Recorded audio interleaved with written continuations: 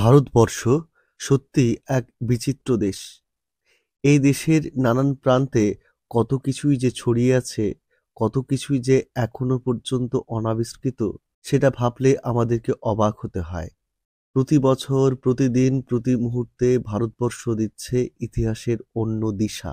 এখনো ভারতের বিভিন্ন জায়গায় কোণায় কোণায় ছড়িয়ে রয়েছে নানান ইতিহাস, ইতিহাসের নানান টুকরো। বিভিন্ন প্রত্নতাত্ত্বিকরা এই সকল আশ্চর্য ইতিহাস আবিষ্কার করে নানা প্রাচীন তথ্য উদ্ঘাটিত করেই চলেছেন। এদিক থেকে আমাদের বাংলাও অবশ্য কোনো অংশে কম যায় না। চারিদিকে ছড়িয়ে রয়েছে সম্রাট রাজাদের নানান সৃষ্টির কীর্তি। আর এই আবহেই এবার পশ্চিম মেদিনীপুরের এক জমি খনন করতেই উঠে এলো লম্বা সুড়ঙ্গ। প্রশ্ন উঠেছে, এই সুড়ঙ্গটি কি কোনো মন্দিরের, নাকি বিপ্লবীদের গোপন আস্তানা?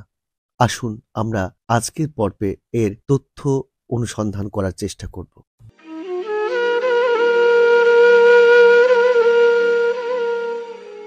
মেদিনীপুরের পিংলা ব্লকের রাজবল্লভ এলাকায় জমিতে ভিত গোড়ার জন্য মাটি খোঁড়ার কাজ চলছিল।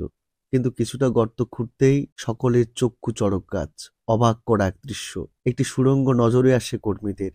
প্রায় 15 ফুট দীর্ঘ এবং 4 থেকে 5 ফুট চওড়া এই সুড়ঙ্গটি। শুধু কর্মীরাই নন, এই বাড়ির মালিক অনিমা দেবীও বিষয়টি দেখে রীতিমতো হতবাক।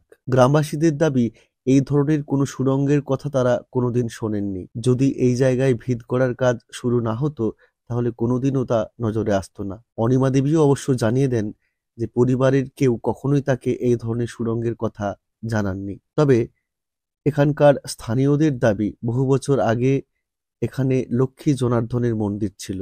সুড়ঙ্গ এবং সিঁড়ি ওই মন্দিরের অংশ হতে পারে। কিন্তু ইতিহাস বলছে অন্য কথা। মন্দিরের সুড়ঙ্গ এই ধরনের লম্বা, এই ধরনের চওড়া হয় না। আমাদের মনে হয়েছে এই সুড়ঙ্গটি আসলে বিপ্লবীদের গোপন আস্তানা হিসেবেই ছিল। ক্ষুদিরাম বসুর ফাঁসির পর 1931 সাল থেকে বাংলা থেকে ইংরেজদের বিতাড়িত করবার চেষ্টা শুরু হয়ে যায় জোর কদমে। সে সময় বাংলার মানুষের উপর ইংরেজদের অত্যাচার পৌঁছেছিল চরম পর্যায়ে। নির্দিষ্ট করে যদি বলতে হয়, তাহলে বলতেই হয় সে সময় সবচেয়ে বেশি অত্যাচারিত হয়েছিলেন পশ্চিম মেদিনীপুর জেলার বিস্তীর্ণ অংশের বিপ্লবীরা।